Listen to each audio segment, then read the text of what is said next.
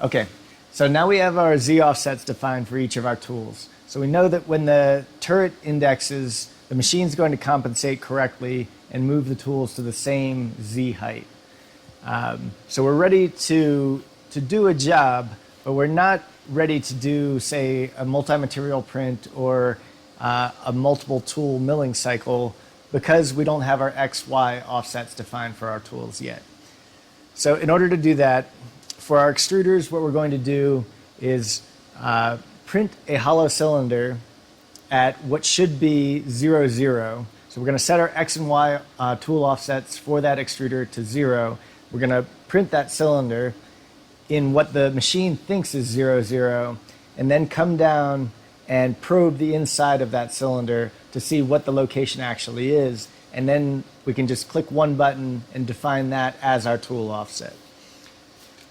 So before we can do that, though, we have to actually define what materials we're using, set up our model, set up our slicer, and do a lot of steps. We're doing our first print here. So what I have loaded in the machine, in tool 3, I have PETG. Tool 4, I have Cheetah, so a TPU material. And then tool 5, I have PETG as well. When we're printing one of these cylinders for probing, we want to use a rigid material. So PETG is perfect for that. And I'm going to use the TPU as an adhesion layer. This way I don't have to heat up my bed, and it's just another method that I'd like to show you in this video anyway. So now we'll go to our slicer, go to Simplify, and bring up our model. And let's see, so T4, let me see, select none. I'm going to select my adhesion layer. That's my TPU. And T4, I've got a 0.4 millimeter nozzle, 100% multiplier. Let's check my layer height is 0.2 millimeters. And the speeds, all this should be set fairly close from the previous time. So I'm going to say that's good enough. And now T3 is PETG. This is actually a 0.8 millimeter nozzle. For that, I'm going to use a 0.3 millimeter layer height. And let's see. Just check that my extrusion width is set for a 0.8 millimeter nozzle. And my infill linear. So one thing, when you're printing these cylinders for probing the tool offsets, we need a very good print. We need a good print quality in order to get good information from the process. So the start and stop of the print can cause irregularities in the cylindrical surface that we're trying to print, especially with a 0.8 millimeter nozzle. So one of the things that I'm going to do here is go to, let's see if I can find this. I think it might be in layer. Yeah, so the start point for the extrusion, so for all of the tool paths, rather than using random start points or optimizing them for the fastest printing speed, I'm going to choose a set location. And then this will make sure that my start points are kind of at a 45-degree angle from the center of my cylinder. And I'll show you what this means later when the machine's actually running.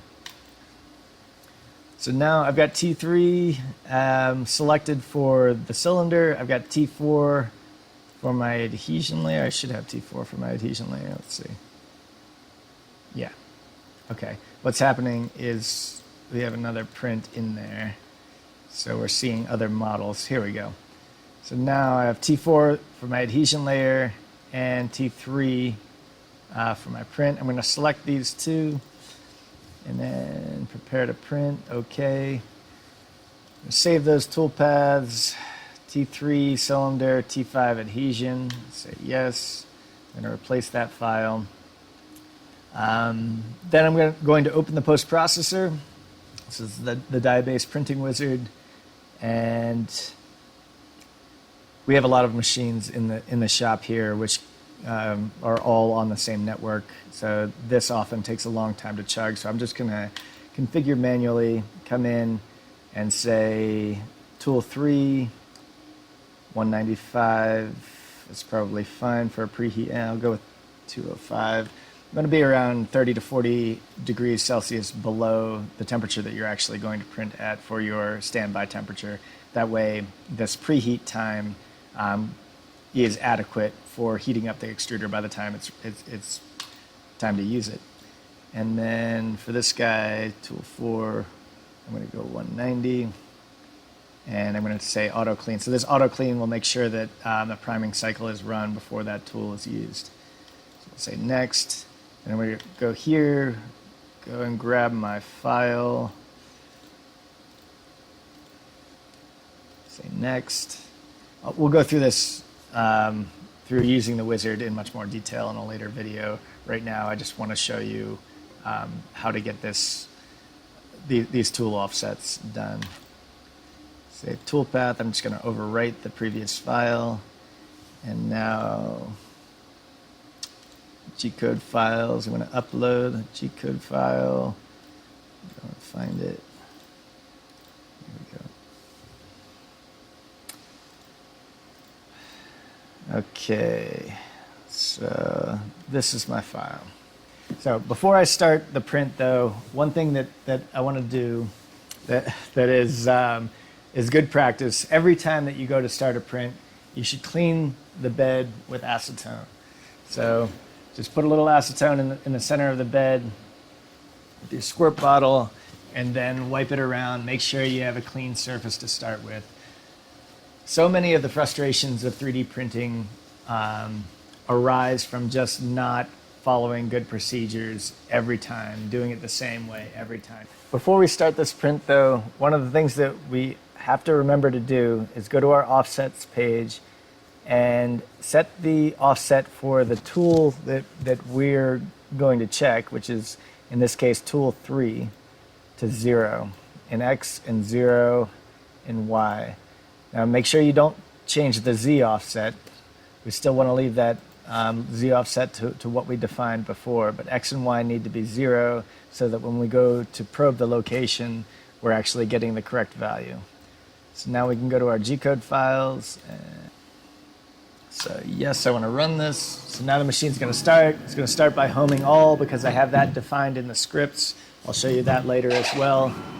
Now we're going to come down and it will probe, well, it'll probe the bed once in the center, but then it's going to probe 9 points in order to use those for compensation. Granted, this was kind of unnecessary since it's such a small print, but in general, rather than changing your scripts every time you run a code, it's not bad practice to just let the machine go ahead and probe the bed every time. So now it's going to run the priming cycle on T4 for the TPU. So it's preheating now before it primes. So it'll prime, clean.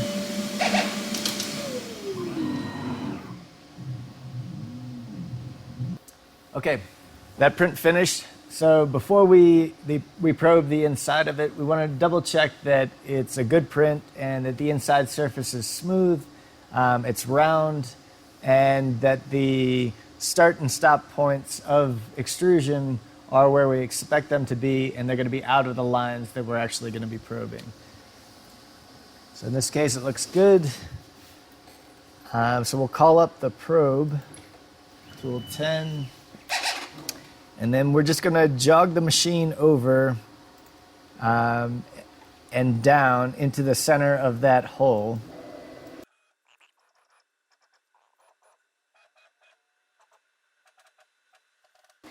Okay, so the probe is set up in the center of the hollow cylinder, roughly the center. It doesn't have to be perfectly centered. And now we're going to go to our offsets page, and then for tool 3, we're going to say find center. Yes. And this will start the probing cycle. It's going to probe first in X. It'll probe both sides of the cavity. Then it'll probe in Y. And then it will repeat the process, and then stop at the center point. Okay, now that the probing cycle is finished, we can check our location. We're at negative 0.31 in X, negative 0.78 in Y. So now we can come down to tool 3 and just say set offset. So you can see those values got copied now into our X and Y offsets. So now we have the correct X and Y offset defined for tool 3. So we know that when we change from the probe to tool 3, the machine's going to compensate by the values that we just set, so that the center line of the tool is exactly where the center line of the probe was. So we need to repeat this process for tool 4 and tool 5, and then we need to do a similar process for our spindles for tools 1 and 2.